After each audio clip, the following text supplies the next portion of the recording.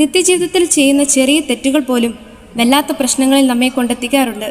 അത്തരം അനുഭവങ്ങളിൽ ഒന്നിനെ ഒരു ചെറിയ രീതിയിൽ സ്കിറ്റിലൂടെ ആവിഷ്കരിക്കുകയാണ് ഇവിടെ. രചന ജോബിൻ മണിമല.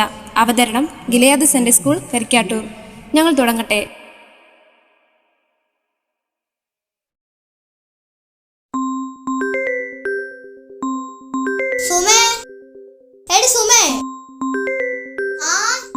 ഈ ഫോൺ ബെല്ലടിക്കാൻ നിനക്ക് ചെവി കേൾക്കത്തില്ലേ? ഒന്നെങ്കിൽ ഫോൺ എടുക്ക്, അല്ലെങ്കിൽ സൈലന്റ് ആക്കി വെക്ക്. ഇതിപ്പോ എത്രാമത്തെ പ്രാവശ്യമാ? ആരാണ് നിങ്ങൾക്കൊന്ന് നോക്കിക്കൂടെ? തെക്കേരെ മറിയാമയെന്ന് തോന്നുന്നു. അയ്യോ, അത് എടുക്കല്ലേ. കട്ടായി പോയോ? എന്നാ പിന്നെ നിനക്ക് ആ കോളൊന്നെടുത്ത് സംസാരിച്ചൂടെ?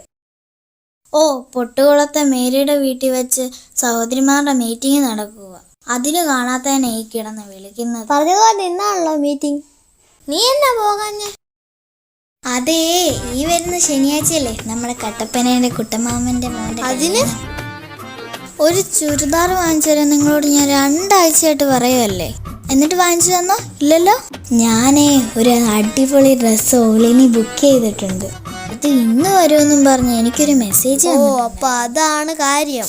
ദേ സുമേ, അത്ര സില്ലിയായ കാര്യത്തിനൊന്നും പ്രാർത്ഥന മുടക്കുന്നത് ഞാൻ പലവട്ടം പറഞ്ഞിട്ടുണ്ട്. അത് മാത്രമൊന്നുമല്ല, അല്ലേലും ആ മേരിക്ക് ഇച്ചിരി പത്രാസ് കൊള്ള വലിയ പുള്ളിയാന്ന വിചാരം. അവളുടെ ബർത്ത്ഡേക്ക് അവളുടെ മോൻ വാങ്ങിച്ചു കൊടുത്ത് 5000 രൂപയുടെ സാരി എടുത്തുകൊണ്ട് വന്നിട്ട് എന്നെ ഒരു നോട്ടം. ഞാൻ അന്നേ ഉറപ്പിച്ചതാ അവളെ കടത്തി വെട്ടണമെന്ന്. ഞാൻ ഓർഡർ ചെയ്തേക്കുന്ന നല്ല 1-ാം തരം സാധനമാ മോനെ. അല്ല, പ്രാർത്ഥനയ്ക്ക് ചെല്ലാത്ത കാരണം ചോദിച്ചാൽ നീ എന്തു പറയും? അതിനാണോ വഴിയില്ലാത്ത? ഈ സുമ ആരാന്നാ നിങ്ങൾ വിചാരിച്ചത്? എൻ്റെ സുമേ, നിന്നോട് തർക്കിക്കാൻ ഞാനില്ല. ഞാൻ പറയാനുള്ളത് പറഞ്ഞു. അതെ, പശുവിനെ മാറ്റിക്കേട്ടാ മറക്കണ്ട. ഞാൻ ആ കടയിൽ വരെ പോയിട്ട് വരാം. ആ ശരി അച്ചായ. എന്നാലും എന്തൊരു കാരണം പറയാം. ബാങ്കിൽ വല്ല ആവശ്യത്തിന് പോയെന്ന് പറഞ്ഞാലോ? ഓ, ഇന്ന് ബാങ്ക് അവധിയാണല്ലോ. ഐഡിയ. പ്രിയപ്പെട്ട ദൈവമക്കളെ, ഇന്നലെ രാത്രി മുതൽ വല്ലാതെ ചുമയും പനിയും കൊണ്ട് ഇതിനൊരു ഫീലില്ല. കുറച്ചുകൂടെ ഫീല് വരണം.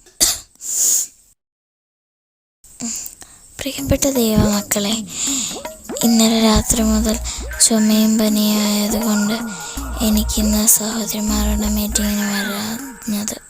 എല്ലാവരും എനിക്ക് വേണ്ടി പ്രാർത്ഥിക്കണം. ആ, ഇത് മതി.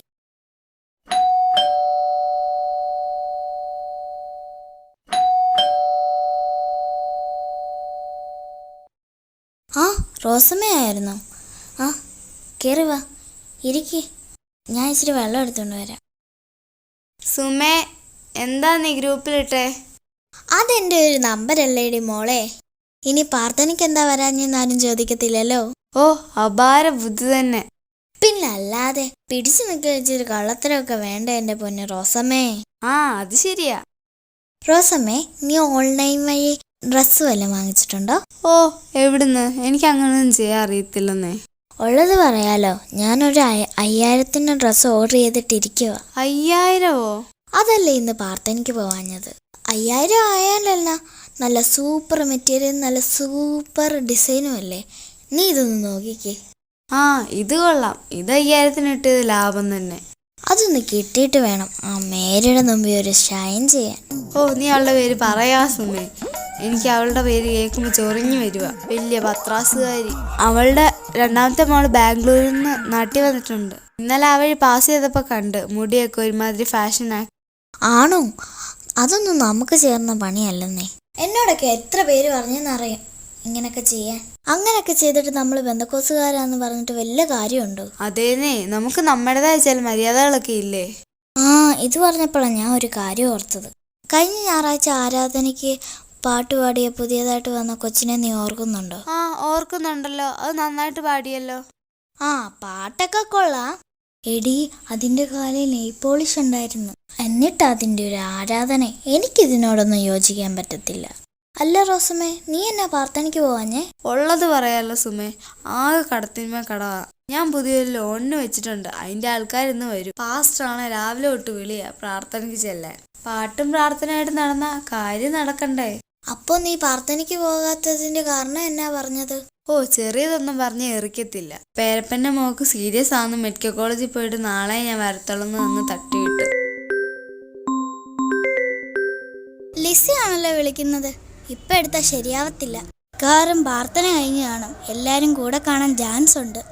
സുമേ, നിന്റെ കൊറിയർ വന്നു. ആ വന്നോ? ഞാൻ നോക്കി ഇരിക്കുവായിരുന്നു. കട്ടപ്പനയിലെ കുട്ടമ്മാമന്റെ മോന്റെ കല്യാണത്തിൽ ഞാനൊരു കലക്കും. എടി സുമേ, നീ ഒന്ന് തുറന്നേ, നമുക്ക് നോക്കാം.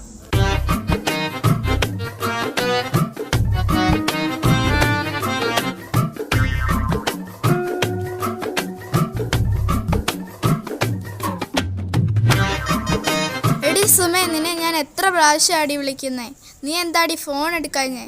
എന്നാടി ലിസി? നിനക്ക് വയ്യെന്ന് പറയാൻ പറഞ്ഞില്ലേ? ഞാൻ ഇച്ചിരി കൂട്ടി പറഞ്ഞു. അതിപ്പോ ആകെ കുഴപ്പമായി. നിനക്ക് വയ്യെന്നറിഞ്ഞ് നിന്നെ കാണാൻ എല്ലാരും കൂടെ ഇങ്ങോട്ട് വരുന്നുണ്ട്. എന്റെ ദൈവമേ! റോസമ്മേ, നമ്മൾ പെട്ടു. എടി സുമേ, നീ വീണ്ടും പെട്ട്. അപ്പൊ നമ്മുടെ കട്ടപ്പനയിലെ കുട്ടമാമന്റെ കല്യാണം കട്ടപ്പുക.